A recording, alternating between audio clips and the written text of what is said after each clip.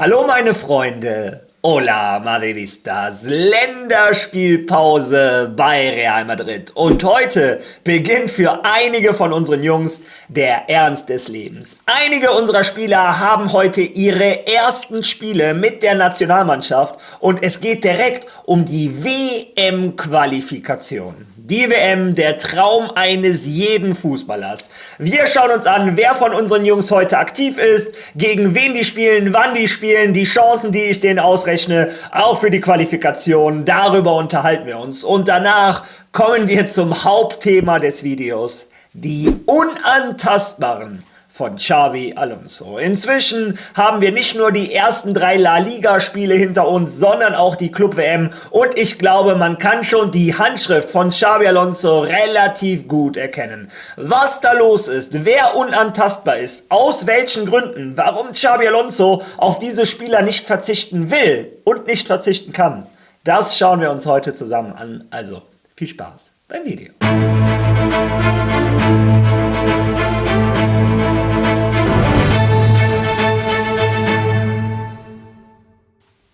Ja, die Länderspielpause hat begonnen, meiner Meinung nach zu einem blöden Zeitpunkt. Real Madrid wurde von Woche zu Woche besser. Xabi Alonso hat auch selber in der Pressekonferenz gesagt, wenn es nach ihm ginge, wäre jetzt nicht die Länderspielpause. Real Madrid muss sich einspielen, muss die Taktik von Xabi Alonso verinnerlichen. Xabi Alonso hat aber zunächst einmal jetzt unseren Jungs, die nicht nominiert wurden, 4 Tage freigegeben. Ich glaube, nach den kurzen Sommerferien können die das gebrauchen. Trotz alledem gab es in den letzten Tagen einige interessante Trainingseinheiten. Ich lasse das mal parallel laufen. Mir macht es immer Spaß, dazu zu schauen. Ich hoffe, euch auch. Aber einige können sich in den nächsten 4 Tagen nicht ausruhen. Einige müssen auf dem Platz abliefern und wie. Es geht um den wohl wichtigsten Wettbewerb in der Welt des Fußballs, die Fußball-WM. Unsere Jungs möchten sich natürlich mit ihren Ländern qualifizieren und heute fällt der Startschuss. Den Startschuss gibt heute Arda Güler mit der Türkei. Die spielen um 18 Uhr in Georgien. Und das wird direkt ein schwieriges Spiel. Türkei ist mit Spanien in einer Gruppe. Ich glaube, die beiden werden um die Tabellenspitze kämpfen. Aber knapp dahinter wird auch ein Georgien kommen, die eine super Mannschaft haben bei der EM viele begeistert, unter anderem mich im Publikum. Also die Stimmung unter den Georgiern war schon der absolute Wahnsinn. Trotz alledem haben sie auch Weltklasse-Spieler wie Kvaratskhelia von Paris Saint-Germain. Auch vorne der Mikaudaze, der jetzt nach Villarreal gewechselt ist, weiß, wo das Tor steht. Also die Türkei muss sich zusammenreißen. Trotz alledem sehe ich die Türkei vom Talent her natürlich vorne. Du hast einen Arda Güler, einen Kenan Yildiz, du hast einen Hakan Çalhanoğlu. Also die Türkei ist personal besser dargestellt und ich glaube, wie gesagt, die Türkei wird mit Spanien um die Tabellenführung am Ende kämpfen. Georgien wird heute direkt ein guter Messgrad, wobei ich, wie gesagt, die Türkei leicht vorne sehe. Spanien kann heute sofort hinterherlegen, auch in der gleichen Gruppe. Dani Carvajal und Dienhausen spielen mit Spanien heute in Bulgarien um 20:45 Uhr. Und auch Bulgarien ist kein Spaziergang. Naja, ich glaube trotzdem, dass die Qualität von Spanien sich durchsetzen wird. Dann spielt heute auch ein Antonio Rüdiger mit Deutschland gegen die Slowakei. Und ich glaube, wir brauchen nicht diskutieren. Deutschland ganz klar Gruppenfavorit, werden das Ding auch holen. Und ein Antonio Rüdiger, vielleicht spielt er ja ein paar Minuten, werden wir uns heute anschauen. Dann, der es wohl am leichtesten haben wird, glaube ich, man weiß es nie, ist Thibaut Courtois mit Belgien. Die spielen heute auch um 8:45 gegen Liechtenstein. Naja, also sollte Belgien an sich locker holen. Dann um 1:30 Uhr heute Morgen noch 2 Akteure von uns. Und zwar Franco Mastantuono spielt mit Argentinien gegen Venezuela und Fede Valverde spielt mit Uruguay gegen Peru. Allerdings muss man sagen, sowohl Argentinien als auch Uruguay sind bereits für die WM qualifiziert. Also da sollte es nicht mehr um viel gehen. Meine Meinung kennt ihr. Ich drücke all unseren Jungs die Daumen, dass die natürlich gewinnen. Aber viel wichtiger, sie sollen sich nicht verletzen. Also das ist der Hauptaspekt, auf den ich heute Abend achte. Natürlich, als Spanier schaue ich auch insbesondere darum, ob Spanien das Ding heute gewinnt. Ja, müssen sie auch, weil ich glaube, dann geht es in 2-3 Tagen in die Türkei. Also Carvajal und Dienhausen gegen Arda Güler. Ich möchte noch nicht drüber nachdenken. Naja, wie dem auch sei, Das waren die Themen von unseren Spielern, die heute spielen. Morgen schauen wir mal, wie die sich geschlagen haben. Aber heute in dem Video soll es eher um Real Madrid gehen. Und zwar die Unantastbaren von Xabi Alonso. Inzwischen ist der neue Trainer schon 1-2 Monate im Amt. Man kann seine Handschrift auf dem Platz definitiv sehen. Dieses neue Real Madrid ist nicht mit dem Real Madrid von Carlo Ancelotti zu vergleichen. Ein ganz anderes Pressingverhalten, eine ganz andere Aggressivität, ein viel flüssigerer Spielaufbau, viel sicherer von hinten nach vorne. Die Mannschaft steht auf viel engerem Raum zusammen, wodurch die Meter auch viel geringer sind für die einzelnen Spieler. Naja, also Xabi Alonsos Handschrift ist vorne und hinten zu sehen. Was hat Xabi Alonso mit dieser Mannschaft vor? Was ist einer der größten Unterschiede zu Carlo Ancelotti? Natürlich die Rotation. Schauen wir uns dazu mal einen Artikel zusammen an.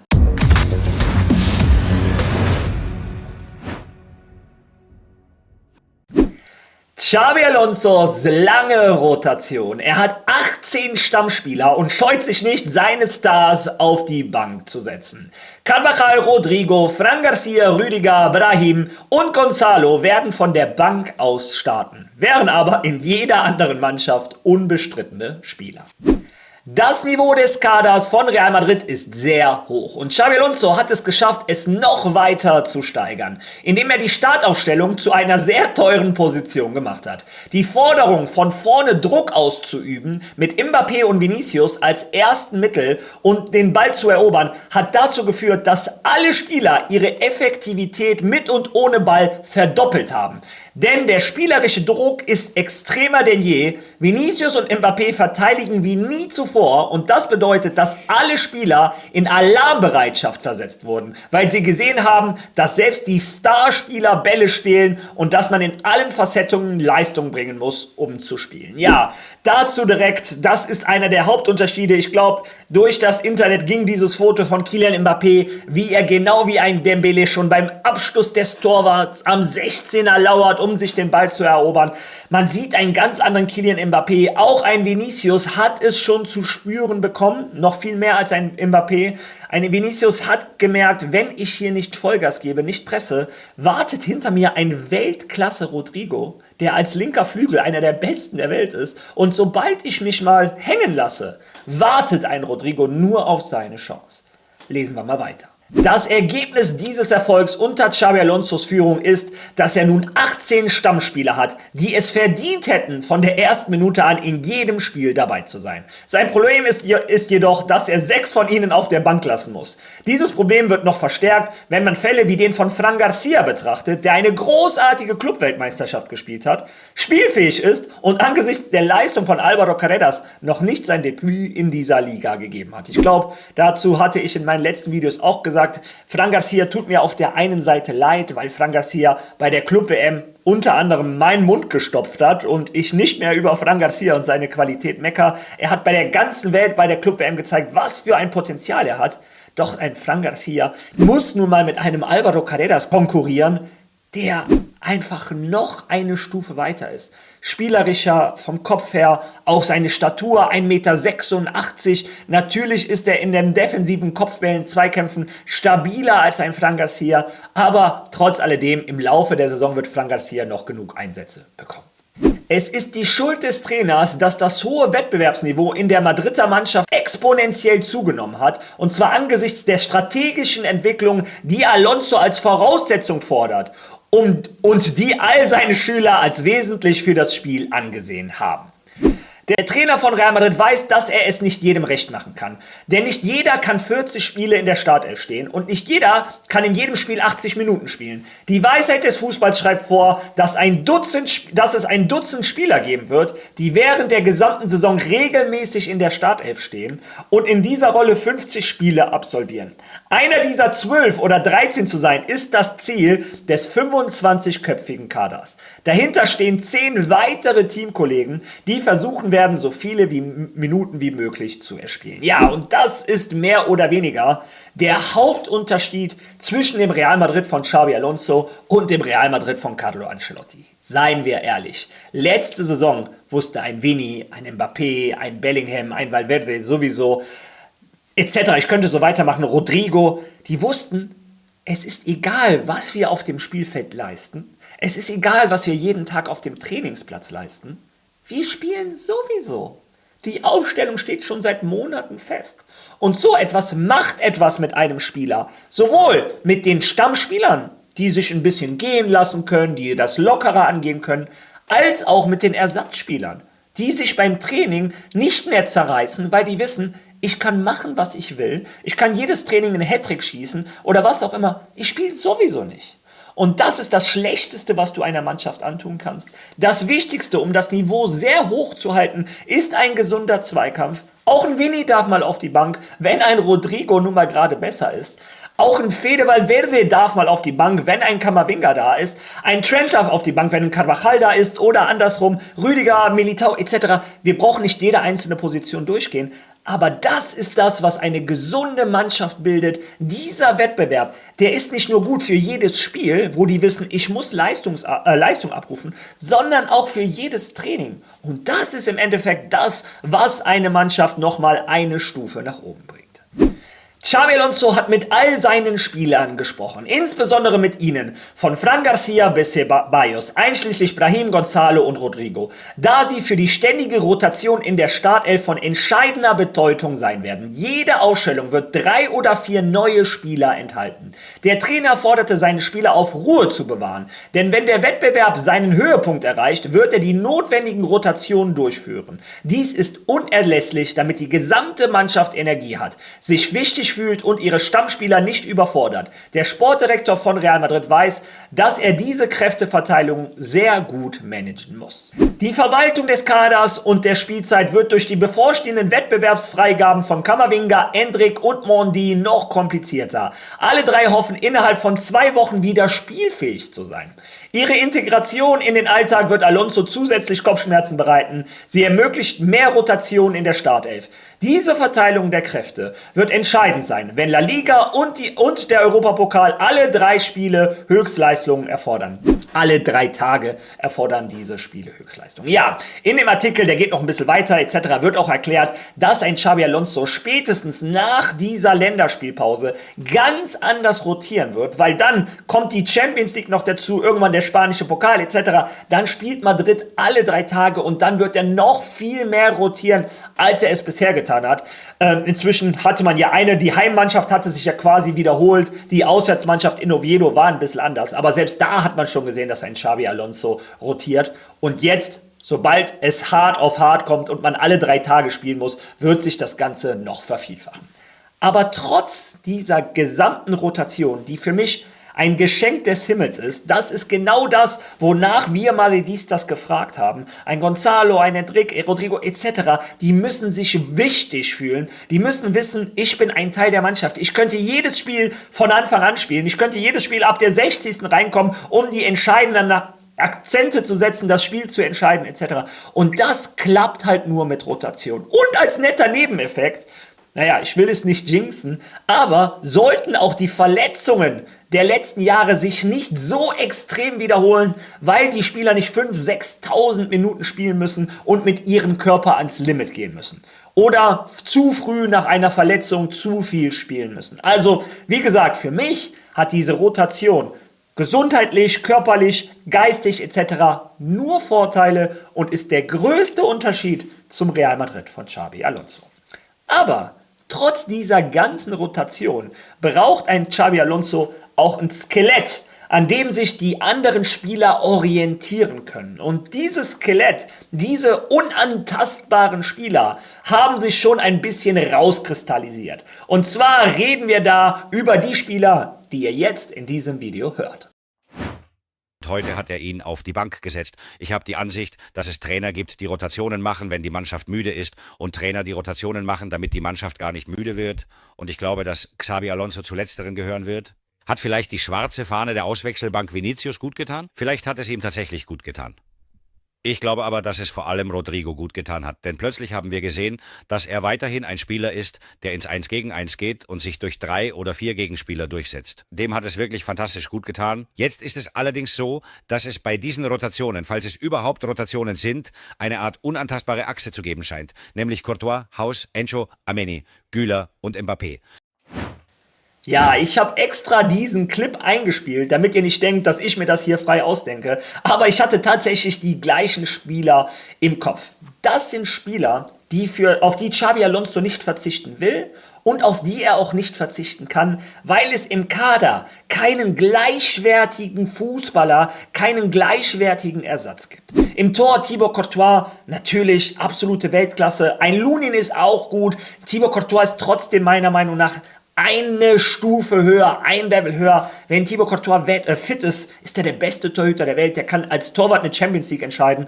Hat er uns vor 2 Jahren gezeigt. Also Thibaut Courtois, oder vor 3 Jahren war das. Also absolute Weltklasse. In der Abwehr Dean Housen.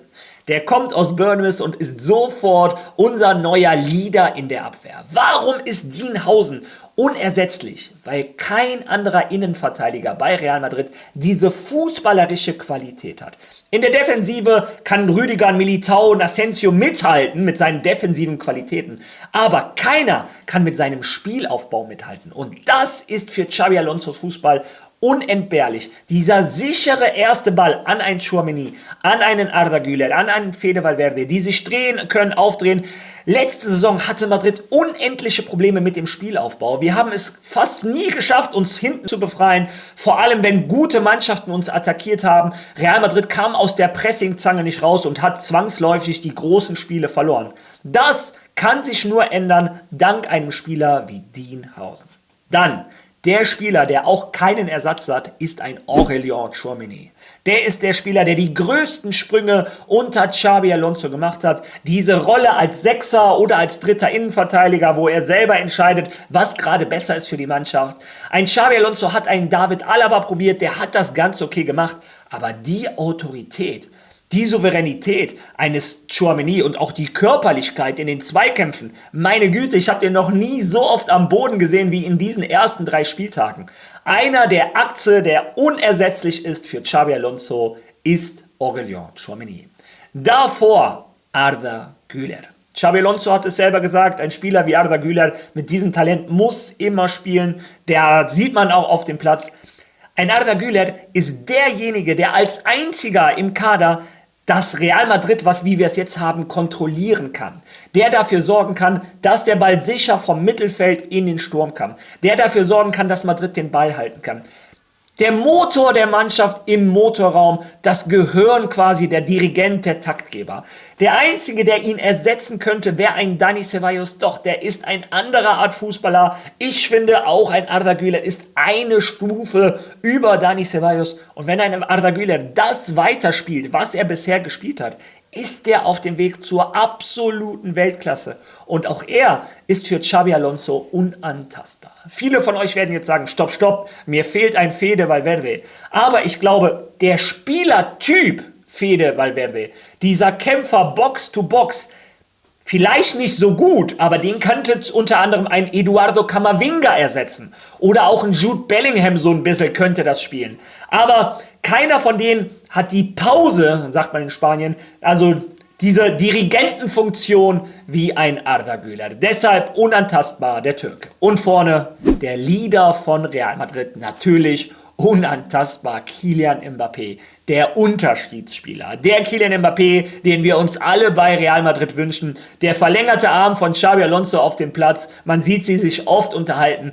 Der neue Mbappé, der auch als Vorbild zeigt, mit seinem Engagement, mit seinem Einsatz, mit seinem Willen, den Ball zu erobern, der das Tempo vorgibt und natürlich auch die Tore macht. Das ist nun mal das Wichtigste beim Fußball. Der letzte Spieler, der unantastbar ist für Xabi Alonso, Kylian Mbappé. Mit Sicherheit, versteht mich nicht falsch, werden diese Spieler alle auch mal auf der Bank sein.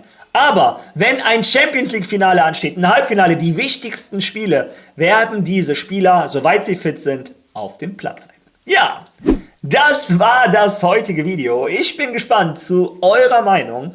Lasst die bitte in den Kommentaren. Wenn euch das Video gefallen hat, lasst ein Like da, lasst ein Follow da. Ihr würdet mir natürlich unglaublich helfen. Und ich würde vorschlagen, wir sehen uns morgen wieder. Da unterhalten wir uns auch über das Lied von Sergio Ramos. Ja, ich habe eure Bitte gehört. Morgen reden wir darüber. Und bis dahin sage ich: Alaba!